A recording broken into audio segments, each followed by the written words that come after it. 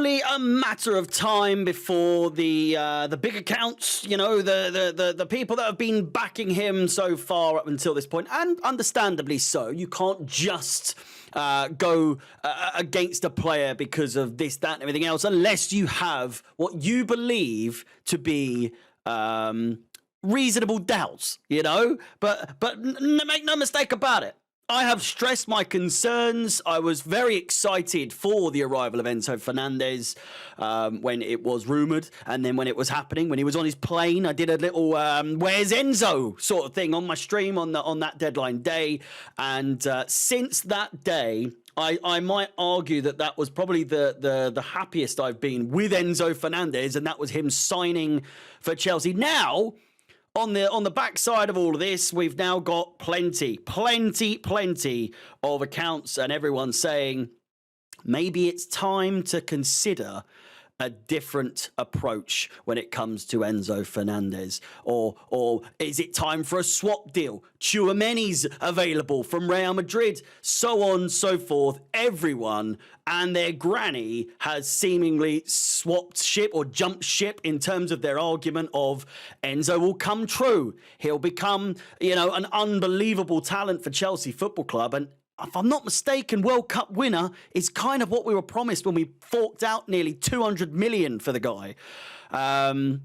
It is no surprise to me that this day has come, and quite frankly, not happy, of course, but all the same, I am not surprised in one bit. You look at these performances, you look at last night against Newcastle in the Carabao Cup, and you just think, what do you even do?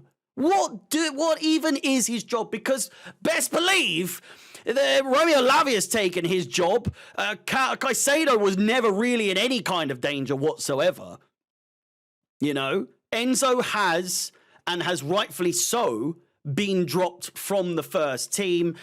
And when you compare it to, obviously, he was in and amongst a bad bunch. Nkunku couldn't really do anything. Pretty much just rooted to the spot most of the time. The touch of an absolute, you know, honestly, nothing seemed to come true in the game against Newcastle yesterday. But again, I've got my conspiracies on that as well.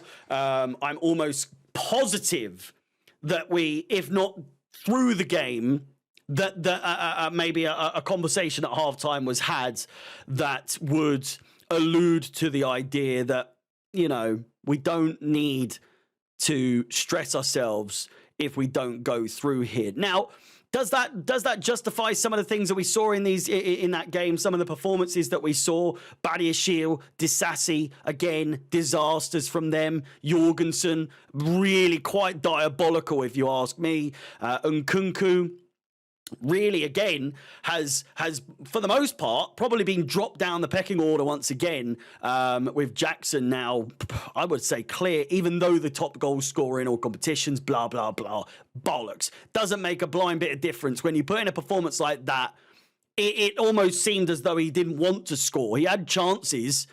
That one when it came in and it fucking hit his foot and went the other way altogether. I don't even think he could do that. Honestly, it's just, it seemed very off the game. However, in a game or in a team where the B side or the B team, whatever people have started calling it, it's not a surprise, you know, when players like Enzo Fernandez are dropping another stinker. You know, it really doesn't surprise me one bit, because again, he just doesn't do anything. He doesn't do anything. Like, I'm just attacking wise.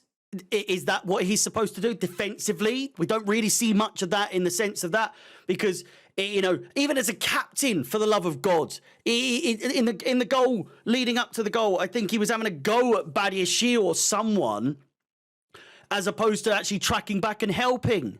How is the guy captain? I just don't get it. The guy shows no qualities of that sort of position, let alone as a starter, even in the B side. Like I'm really confused how we move forward with this player.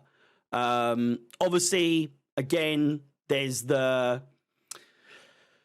the low-hanging fruit, or whatever you want to call it, with the Tchouaméni now being Real Madrid open to offers, and you've got, you know, people saying like, I'm listening, or Chelsea should be listening, and all this sort of thing. But again, a player who he's had his moments, but clearly is surplus to requirements at Real Madrid, it would seem.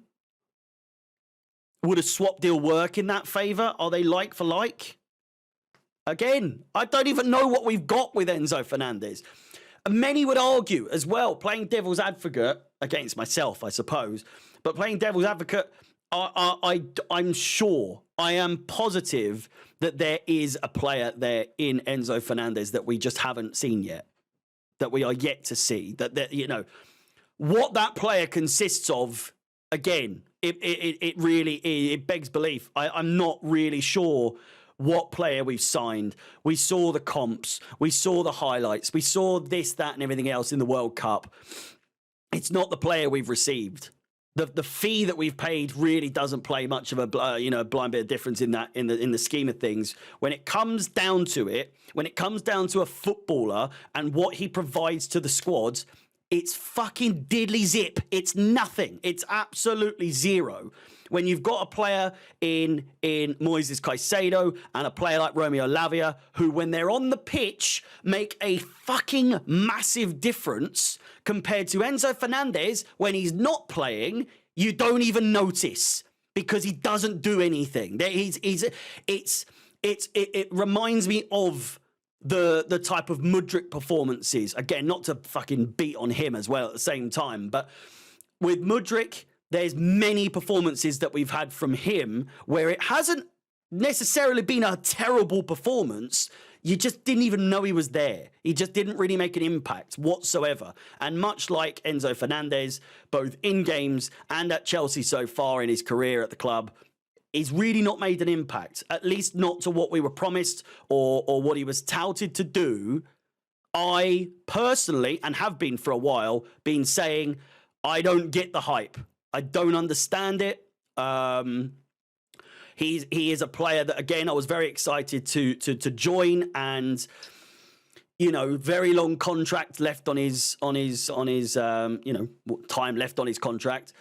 Will it come to anything? I don't think it will. I don't think it will. And with options coming up available, you know, his contract isn't mad in terms of like the amount that he's on. I don't think it's around the 150,000 mark, which again in today's market, especially at Chelsea, or in general rather, isn't really crazy.